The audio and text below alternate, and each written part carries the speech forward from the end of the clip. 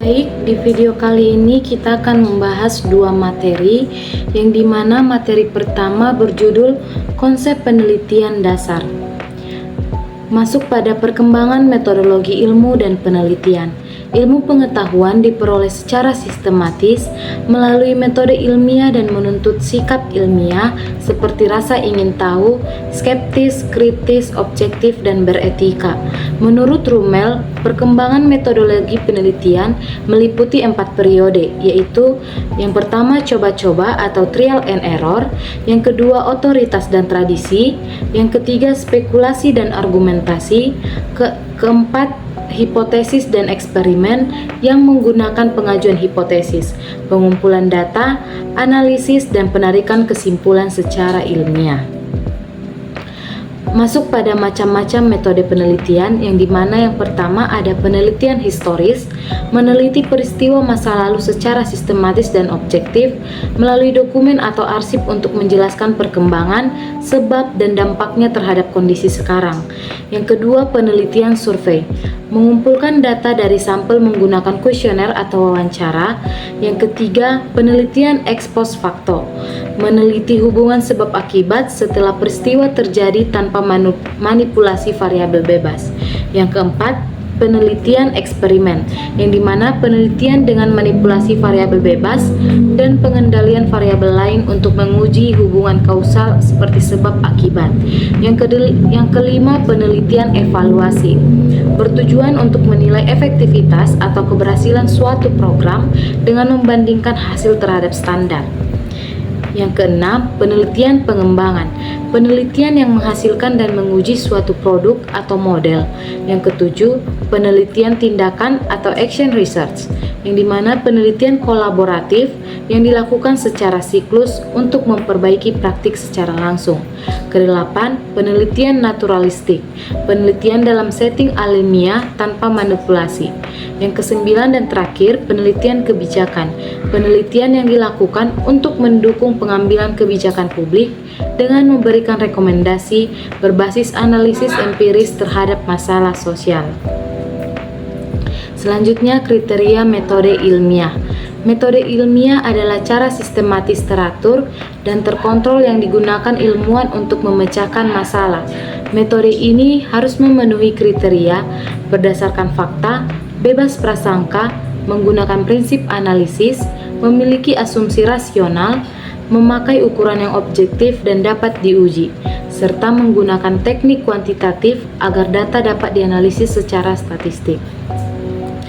Langkah-langkah metode ilmiah meliputi: yang pertama, merumuskan masalah; kedua, mengumpulkan informasi atau studi pustaka; ketiga, menyusun hipotesis sebagai jawaban sementara; keempat, menguji hipotesis melalui penelitian atau eksperimen; yang kelima, mengolah dan menganalisis data secara statistik untuk menarik kesimpulan; keenam, menguji kembali kesimpulan untuk memastikan kebenarannya; dan yang ketujuh, menyusun laporan ilmiah agar hasil penelitian dapat dipublikasikan dan dimanfaatkan.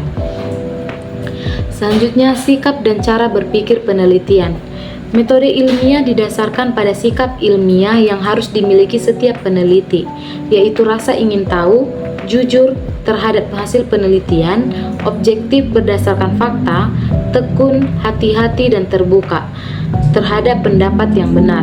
Peneliti merupakan penyelidikan mendalam untuk menemukan fakta baru.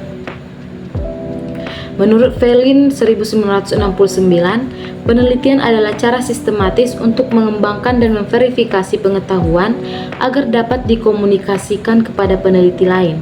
Adapun ciri penelitian yaitu dilakukan secara sistematis dan menyeluruh, bertujuan menambah atau mengembangkan ilmu, berdasarkan penelitian nyata, dapat dikomunikasikan serta dapat diverifikasi kebenarannya oleh peneliti lain.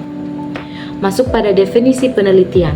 Metode adalah cara atau jalan untuk memahami suatu objek ilmu, sedangkan metodologi merupakan pengetahuan tentang cara tersebut.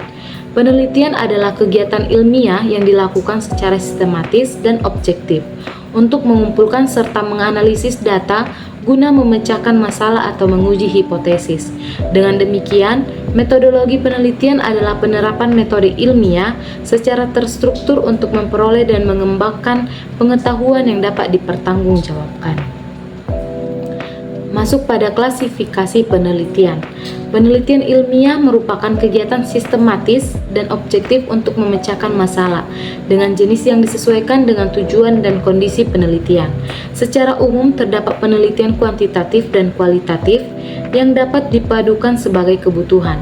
Berdasarkan teknik pengumpulan data, penelitian dibedakan menjadi survei dan non-survei. Dilihat dari tujuannya, penelitian meliputi penelitian dasar untuk mengembangkan teori, penelitian terapan untuk pemecahan masalah, serta penelitian kebijakan, evaluatif, dan pengembangan. Masuk pada karakteristik penelitian. Metode penelitian historis merekonstruksi peristiwa masa lalu, deskriptif menggambarkan fenomena apa adanya, dan perkembangan meneliti perubahan dari waktu ke waktu. Sedangkan studi kasus mengkaji suatu objek secara mendalam dalam konteksnya. Metode korelasional melihat hubungan antar variabel, eksperimen, menguji sebab akibat dengan kontrol, dan kuasi eksperimen, menguji sebab akibat tanpa kontrol penuh. Metode komparatif membandingkan dua kelompok, sedangkan penelitian tindakan memberikan intervensi untuk memperbaiki praktik dan mengevaluasi hasilnya. Kegunaan penelitian. Berdasarkan kegunaannya, penelitian terdiri dari penelitian murni yang bertujuan mengembangkan teori atau pengetahuan baru, dan penelitian terapan yang berorientasi pada pemecahan masalah secara langsung. Selain itu, terdapat penelitian aksi yang dilakukan melalui tindakan untuk memperbaiki masalah, penelitian kebijakan untuk mendukung pengambilan keputusan, serta penelitian evaluasi yang bertujuan menilai efektivitas suatu program atau kegiatan. Baik, sekian pemaparan materi tentang materi yang pertama. Kita masuk pada latihan soal. Latihan soal yang pertama, seorang peneliti ingin mengetahui pengaruh pemberian biskuit tinggi protein terhadap kenaikan berat badan balita gizi kurang dengan membandingkan kelompok yang diberi biskuit dan kelompok kontrol. Metode penelitian yang digunakan adalah A. Historis, B. Survei, C. Eksperimen, D. Deskriptif. Yang dimana jawabannya adalah C, yaitu eksperimen. Karena peneliti memberikan perlakuan dan membandingkan dengan kelompok kontrol untuk melihat hubungan sebab akibat. Lanjut soal nomor 2. Seorang peneliti mengumpulkan data dari 300 mahasiswa melalui kuesioner untuk mengetahui hubungan konsumsi fast food dengan status gizi. Metode yang digunakan adalah A. Survei, B. Eksperimen, C. Tindakan, D. Pengembangan. Jadi jawabannya adalah A, yaitu survei, yang dimana karena data dikumpulkan dari sampel menggunakan kuesioner untuk menggambarkan kondisi populasi. Kesimpulan dari materi yang pertama ini yaitu penelitian adalah proses sistematis dan ilmiah untuk menemukan serta mengembangkan pengetahuan melalui pengumpulan dan analisis data. Penelitian memiliki berbagai klasifikasi dan karakteristik seperti objektif dan terukur, serta bermanfaat secara teoritis untuk pengembangan ilmu dan secara praktis untuk pengambilan keputusan dan pemecahan masalah. Selanjutnya masuk pada materi kedua yang dimana dengan judul sumber-sumber masalah penelitian. Permasalahan penelitian adalah isu yang perlu dipecahkan melalui penelitian dan menjadi dasar arah serta simpulan penelitian. Menurut Uma Sekaran 2003, masalah penelitian berawal dari topik umum yang kemudian difokuskan menjadi masalah khusus yang lebih spesifik dan dapat diteliti. Biasanya muncul dari rasa ingin tahu dan dirumuskan dalam bentuk pertanyaan. Identifikasi topik penelitian. Menentukan topik penelitian merupakan langkah awal yang sangat penting karena menjadi dasar seluruh proses penelitian. Topik adalah pokok permasalahan yang akan dikaji dan harus dipilih sesuai minat, keahlian, serta bidang ilmu yang dikuasai. Relevan dengan isu aktual, memiliki data yang tersedia, serta ruang lingkup yang terfokus. Topik juga perlu dirumuskan dalam pertanyaan penelitian yang jelas melalui tinjauan literatur dan konsultasi dengan pembimbing. Selain itu, topik yang baik harus memenuhi syarat seperti original, bermanfaat sesuai kemampuan peneliti, data dapat diakses, efisien dari segi waktu dan biaya, serta memiliki rumusan masalah yang jelas, metode yang tepat, beretika, dan berpotensi untuk dikembangkan lebih lanjut. Sumber penemuan masalah penelitian. Masalah penelitian adalah isu yang mendorong dilakukannya penelitian dan dapat bersumber dari pengalaman pribadi, lanjutan penelitian sebelumnya, kajian literatur, forum ilmiah, observasi langsung, perubahan paradigma pendidikan, fenomena sosial maupun dedukasi teori. Masalah perlu diidentifikasi secara cermat dan dirumuskan dengan jelas agar penelitian menjadi terarah dan bermakna. Masalah merupakan kondisi yang menyimpang dari harapan atau melampaui batas toleransi, sedangkan peluang adalah kondisi eksternal yang menguntungkan jika dimanfaatkan dengan tepat. Perumusan masalah dan peluang yang tepat sangat penting dalam perencanaan penelitian. Selanjutnya masuk pada identifikasi masalah. Identifikasi masalah adalah langkah awal penelitian yang dilakukan berdasarkan latar belakang, fakta, dan data lapangan untuk memastikan fokus penelitian. Menurut Uma Sekaran 2003, proses ini meliputi merumuskan masalah pokok, merinci menjadi masalah yang spesifik dan dapat diteliti, menentukan fokus serta menetapkan batasan masalah. Identifikasi dapat dibantu dengan observasi desk study atau mind map, lalu disusun dengan secara jelas dan sistematis. Tipe masalah penelitian. Menurut Setiawan 2014, topik masalah penelitian dapat dirumuskan dalam beberapa tipe sesuai tujuan penelitian. Tipe pertama bertujuan mendeteksi penyebab suatu fenomena agar dampaknya dapat diatasi dan ditingkatkan. Sedangkan tipe kedua berfokus pada perbaikan kesalahan atau kelemahan program yang sedang berjalan. Tipe ketiga meneliti untuk meramalkan dampak positif dan negatif dari kebijakan baru. Sementara itu tipe keempat bertujuan mengkuantitatifkan konsep atau strategi yang masih bersifat konseptual agar menjadi operasional dan terukur. Tipe kelima berfokus pada pengembangan pendekatan atau metode baru guna meningkatkan ketelitian dan keakuratan pengukuran dibandingkan metode sebelumnya. Perumusan atau penentuan masalah. Rumusan masalah dalam publikasi ilmiah umumnya dinyatakan dalam bentuk pertanyaan penelitian dan menjadi tolak ukur keberhasilan penelitian, karena harus selaras dengan kesimpulan. Rumusan masalah yang baik harus dapat dijawab secara komprehensif, mengidentifikasi variabel serta hubungan antar variabel, dapat diuji melalui analisis data, serta disusun setelah latar belakang dan sebelum tujuan penelitian. Menurut Sugiono 2013, rumusan masalah dibagi menjadi 3 jenis, yaitu deskriptif, komparatif, dan asosiatif.